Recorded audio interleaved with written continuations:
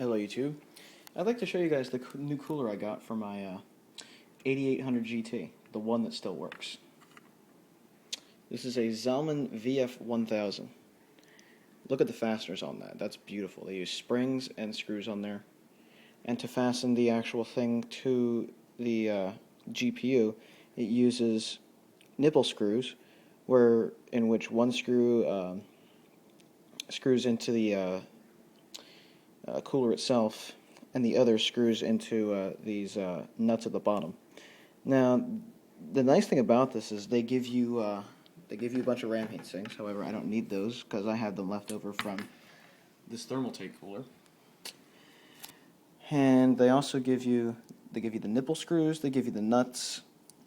These are from the old cooler, by the way, these metal things. And they give you O-rings to put in between the nipple and the card itself, so that it actually dampens the fan noise, which is really nice, and that's why they tout this as a professional ultra-quiet cooler. VF-1000. Now, it has a blue LED in it, but honestly, I don't care about the LEDs, because when are you going to be looking inside your case? Even if you have a window in your case, when are you going to be looking inside it? I'd only be doing that if I was bragging to people or something. But one thing I also did was for the MOSFETs of this the MOSFET transistors of this board or video card, I bought these little Enzatec heat sinks for all of them. All the ones that the original heatsink were covering, I put a heatsink on, and these especially needed it. I think that one I just put on today, and here it is. These are the heat sinks that I use. Very excellent. I don't use the thermal tape because I don't trust tape on anything. And I've heard reports that some heat sinks fall off, including the RAM heat sinks and these MOSFET heat sinks. Well, there is a solution to that. Thermal adhesive, Arctic Alumina thermal adhesive. Use this stuff when putting heat sinks on RAM chips and MOSFET transistors, or MOSFET chips. This stuff will guarantee that they stay on forever. And that's exactly what I want with this card. Those things better fucking stay on. So, there you have it. This cooler should do very well. Hell, this Thermaltake cooler that was on here before, it was an S-Orb. It did fairly well, but these screws here are made of zinc. One of them broke off, so I had to steal a laptop screw from a PowerBook G4 just to get the cooler on the card. And when the screws are cheap and the cooler is awesome, that's a problem, because when it can't be fastened on, what's the point? But, there you have it. Also, I noticed one thing kind of funny.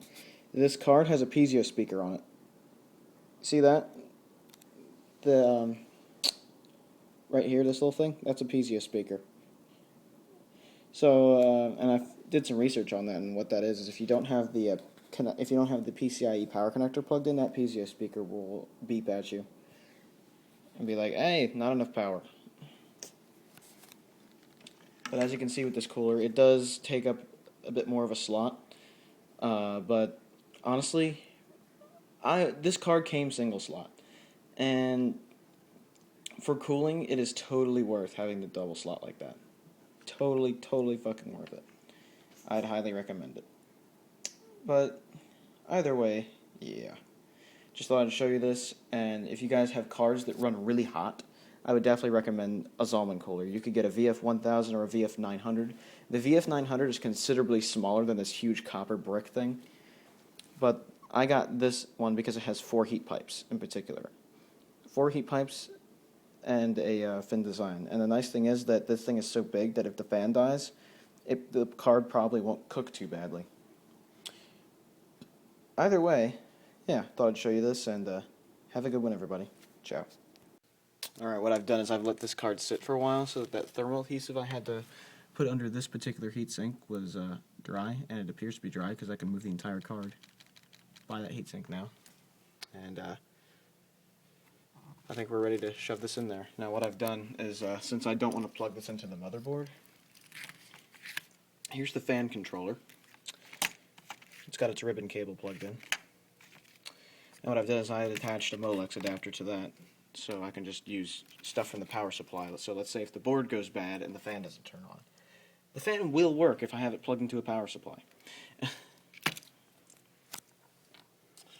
So let's stick this guy into my beauty little machine. Okay, the card's been installed in this computer with this cooler on it. Just under this part of my case, I've sort of mashed the fan control in there. I decided to not adhere it to the case because I might change cases someday. But I think we should start by running 3D Marcos. Well, actually first we should start up Extreme Tuner to see what the temperature of the card is on a cold boot up.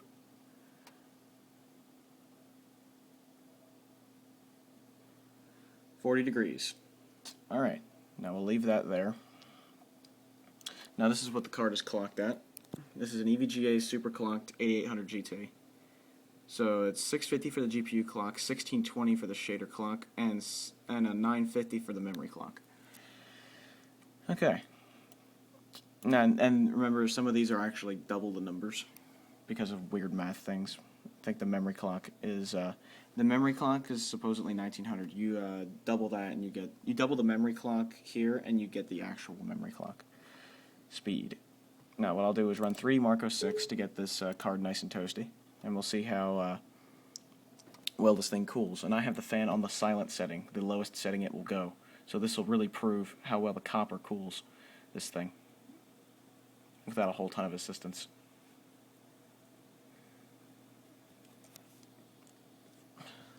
Hard drive is just neighing away. Changes this game to basic as always. And of course we'll run 3D Mark.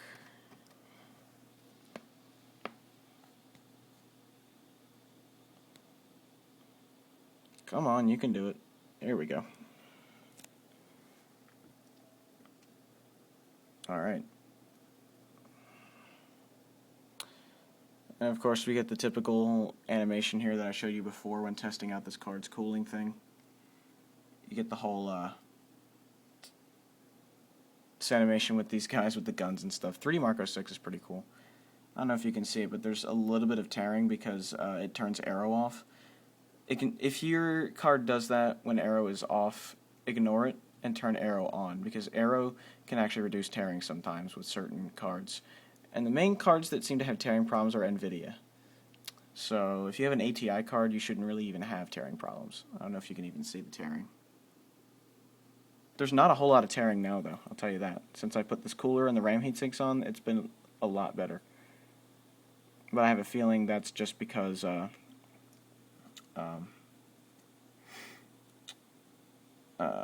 the clocking that I had it at before just made it do weird things. Yeah, you can see it puts a lot of lighting to the test on this. You can see a little bit of tearing there. But that's because they turn arrow off for these tests. Ooh, squash. Lol, that guy got squished. And there's the frames. The frames are a little derp, but that's because it really tests the hell out of the shaders and the lighting and stuff. I'll see if I can keep an eye on that. Yeah, 19, 20... Yeah, they go up to 60. I mean, if you play a game like Urban Terror, for example, you get hundreds of frames sometimes. Yeah, I think that's good enough to see how hot the card is. Or how hot the card gets, even. Although I might let this one go as well, the Firefly Forest test, where it actually does a lot with shaders. As you can see here. Yeah, look at that. That really tests lighting. Big time. The frame rate I'm getting is pretty decent, though, close to 30 frames, which is about how fast the eyes actually see. So, of course, the frame rate that this iPhone is picking up for the video is not going to be as good as what you actually see, but it demonstrates what's going on here. Yeah, the frame rate's not that bad on this one. I think that's good enough to test the temperature. 51 degrees. So it goes up to about the same temperature as with the Thermaltake cooler, which is excellent. Very excellent. And I mean, if that's on the lowest setting, imagine how cold it would be if I had the fan up all the way. That's pretty awesome, I have to say. My conclusion, Zalman coolers excellent. The VF-900 and the VF-1000 are both really, really good coolers as far as I can tell. Thermaltake coolers, they're great coolers themselves. It's just that the fasteners and the screws are very, very cheap. So be aware of that if you prefer Thermaltake coolers, to buy your screws separately. Zalman, however, does give you very, very, very tight, nice screws. So, other than that, yeah. Have a good one, everybody. Ciao.